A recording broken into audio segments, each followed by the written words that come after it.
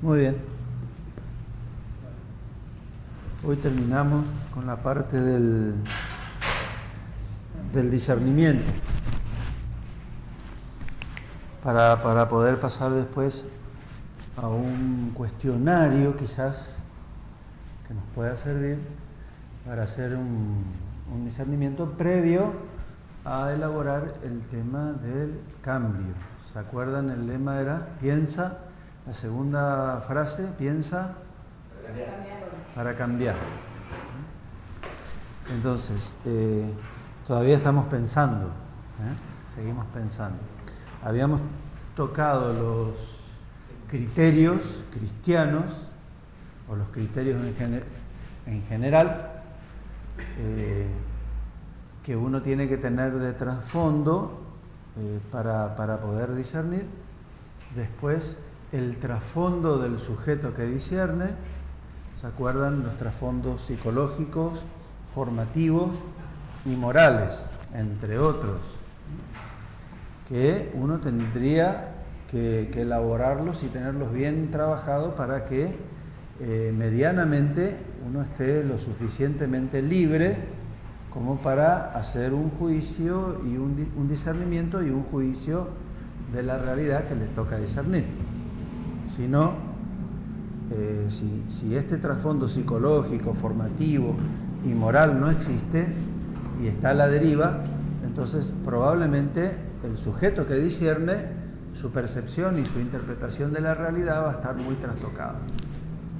¿Está? En tercer lugar,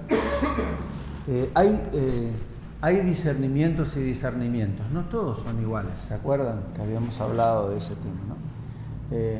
No podemos aplicar un modo de discernimiento concienzudo y profundo en una situación que no amerita, ¿no es cierto? Y a la inversa, no podemos tomar un discernimiento liviano y simple a una situación como, por ejemplo, una opción fundamental, que necesita un discernimiento más profundo. Entonces, entendemos la materia a discernir, entendemos siempre como procesos, nunca como una definición. La definición es cerrado y hermético, o sea, se emite un juicio y ese juicio no se cuestiona. Todo en cierta medida es cuestionable y reciclable, porque la vida es así. Entonces concebimos el discernimiento y el juicio a llegar como un proceso abierto. Llegamos a una conciencia cierta de una situación, pero esa conciencia cierta es abierta. La tenemos que seguir trabajando. ¿Para qué? Para acceder y profundizar hacia una verdad más completa. ¿Ah? ¿Se entiende esto, no? De los procesos. Bueno, entonces, establecemos en función de la materia a discernir, establecemos 3 procesos por lo menos, que es bueno saberlos porque nos sirven a nosotros como un backup, como un trasfondo cuando tenemos que enfrentar algo a discernir. Entonces podemos decir, no, esto exige un discernimiento mucho más profundo y analítico y esto exige un discernimiento entonces más simple. Entonces nos da un parámetro para el trabajo y el esfuerzo que le tenemos que hacer al tema a discernir.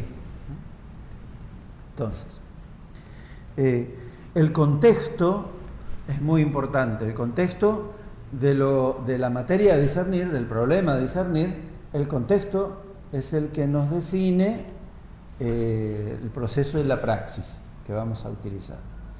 Hay contextos en los cuales, por ejemplo, uno no tiene tiempo, no tiene las posibilidades concretas, tanto materiales como físicas, para dedicarle energía y tiempo a una situación. Hay un conjunto de circunstancias que hacen que uno no pueda postergar la materia a discernir y la tiene que enfrentar en el momento. Porque no hay tiempo, porque no hay posibilidades, porque la persona apremia o la circunstancia apremia. Entonces, yo le llamo a eso un proceso de discernimiento simple y esencial. Lo cual no quiere decir que uno no le dé la seriedad que corresponde.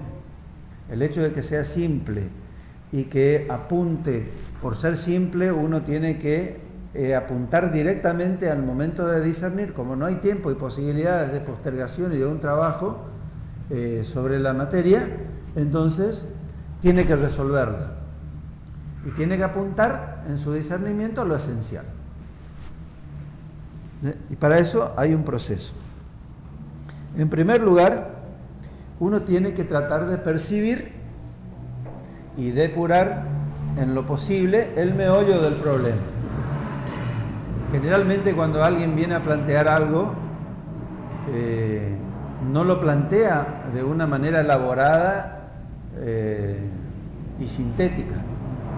La plantea de una manera confusa, complicada, engorrosa, y que cuando te lo está transmitiendo, te lo transmite como una madeja de hilo, ¿no?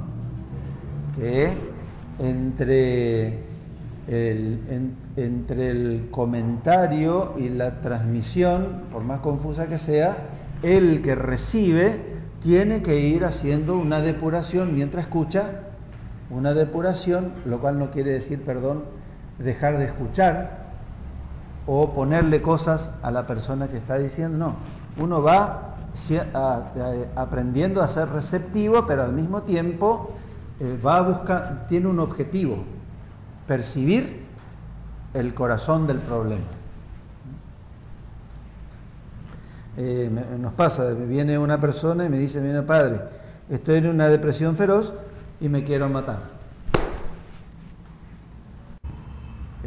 Son cosas que pasan y que uno tiene que saber resolver porque no hay tiempo, porque no hay posibilidades, todo apremia y es esencial el tema. Entonces, esto implica aprender a percibir y depurar una situación lo más rápido posible, implica un ejercicio por parte del sujeto, del que discierne. No se improvisa. Entra en juego la capacidad de intuición, por un lado. La capacidad de intuición y los trasfondos, que son muy importantes del sujeto, el trasfondo formativo, que es muy importante. ¿Por qué? Porque si vos tenés una mediana formación, podés con mayor claridad percibir el corazón del tema, ¿no? Si no, te envolvés y te enganchás fácilmente con el que habla. Segundo, resaltar el valor fundamental. Nosotros que somos cristianos interpretamos la realidad e interpretamos la verdad y lo que es mejor en función de valores que nos enseñó Jesús, de valores que están correlacionados con la palabra y el testimonio de Jesús. Por lo tanto, cuando uno va a hacer un discernimiento simple y esencial y tiene que ir rápido al corazón del problema y confrontarlo, lo tiene que confrontar con los valores esenciales. En el caso de ese hombre, estaba en juego su integridad, su vida, su futuro, su historia, su familia, porque probablemente los familiares habrán padecido gravemente la decisión que tomó de suicidarse, ¿no? Entonces, uno tiene que resaltar el valor fundante, la raíz que está en juego. ¿Qué es lo que está en juego? Claro, lo que está en juego, en función de eso, uno responde. O como viene una chica, una adolescente de 17 años que quedó embarazada y está angustiada, desesperada porque sabe cree que su padre le va a liquidar y que además le va a embromar su historia y su futuro, etcétera, etcétera, etcétera, y tiene la gran tentación de abortar. Y viene y pregunta: padre, ¿qué hago? Muy bien.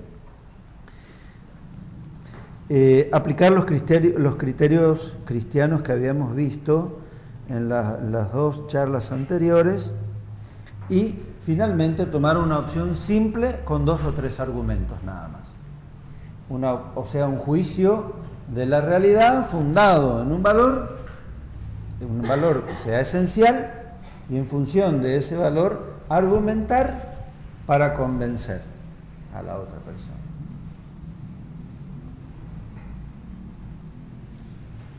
¿Está? ¿Alguna pregunta sobre esto?